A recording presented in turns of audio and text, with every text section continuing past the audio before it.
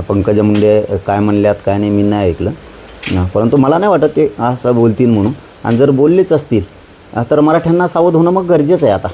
की बघा मराठ्यांनो, ज्या माणसांसाठी तुम्ही धरपडे मारता, ज्याचं राजकीय करिअर मोठं होण्यासाठी तुम्ही प्रयत्न करता, तुम्ही मराठा जातीच्या मराठी असूनसुद्धा विरोधात जाता, त्यांच्यासाठी तेच माणसं जर आपल्या लेकराबाळांचे कुणबी प्रमाणपत्र निघालेत आणि त्याच प्रमाणपत्रावर आणि त्याच मराठ्यांच्या गोरगरिबाच्या लेकराच्या मुळावर घाव घालायचं जर ते काम करत असतील तर हे अवघड आहे. मला आणखीनही नाही विश्वास बसत की ते मराठ्यांविषयी बोलले असतील, कारण कालपासून आज पण आम्ही सारखे कार्यक्रम असल्यामुळं आम्हाला नाही बघायला मिळालं. आणि जर ते सत्यच असेल तर मग आम्हालाही जसाल तसं बोलावंच लागणार आहे, जसाल तसं वागावं लागणार आहे. त्याला आमचा नाविलाज आहे. पण बरं झालं याच्यातून किमान मराठ्यांचे तरी डोळे उघडतील की आपण ज्यांना मोठं करतो तेच आपले लेकरबाळं मोठे होताना त्यांच्या मानेवरती घाव घालतात.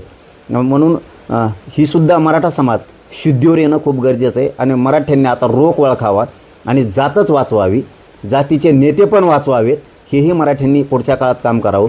शेवटी मराठ्यांची बाजू आली, मराठ्यांचा समाज मोठा व्हायला लागला तर हे लोक त्यांची जात दाखवतात आणि आपल्या मतावर निवडून येऊन आपल्या मताचा वापर करून घेऊन आपल्याच विरोधात विष कालवण्याचं काम करतात. म्हणून मराठ्यांनी, मराठवाड्यातल्या मराठ्यांनी आणि सगळ्या मराठ्यांच्या नेत्यांनी, बीड जिल्ह्यातल्याही सगळ्या मराठ्यांच्या नेत्यांनी विचार करणं गरजेचं आहे. तुमच्यासाठी जात महत्त्वाची आहे. आता जात आणि जातीचे लेकरं आणि तो GR जिवंत ठेवून आपली जबाबदारी सगळ्यांनी एकजुटीनं एका बाजूनं राहून हे मिळवणं गरजेचं आहे. ते जर आपल्याला बोगस आरक्षण म्हणणार असले खरं असून तर बोगस खाणाऱ्यांकडून जे बोगस आरक्षण खातात, 16% खात्यात आणि वरचं 2% 50%च्या वरसुद्धा हे बोगस आरक्षण खात्यात, याचाही विचार मग आपल्याला करावा लागणार आहे. आपल्याविषयी आपल्या हक्काच्या नोंदी, सरकारी दस्तावेज असून जर ही त्यांची भावना असली तर मात्र आता विचार करायची वेळ आली. ते सुद्धा बोगस आरक्षण खात्यात, त्याच्या विरोधातसुद्धा आता आपल्याला आवाज उठावा लागणार आहे.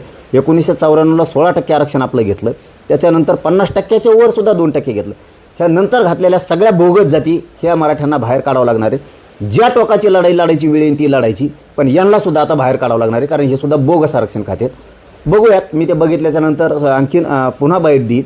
मला तर विश्वास बसत नाही की ते मराठ्यांच्या विरोधात ओरिजिनल प्रमाणपत्र असूनसुद्धा त्या म्हणल्या असत्यान की हे बोगस प्रमाणपत्र, त्याची श्वेतपत्रिका काढा किंवा अमुक हे तमुक हे म्हणल्या नसतील असं मला वाटतं आहे. आणि त्या भूमिकेत ते येणारही नाहीत, कारण त्यांच्या मोठ्या साहेबाचा वारसा आहे सगळ्या जाती धर्माला धरून चालायचा. आता यांनी जर नवीन वेगळा पायंडा काही पाडला असेल तर मला माहीत नाही. बघूयात, बघितल्याच्या नंतर जशाल तसं उत्तरं सगळ्याला मिळतील आणि जशाल तशी लढाई होईल.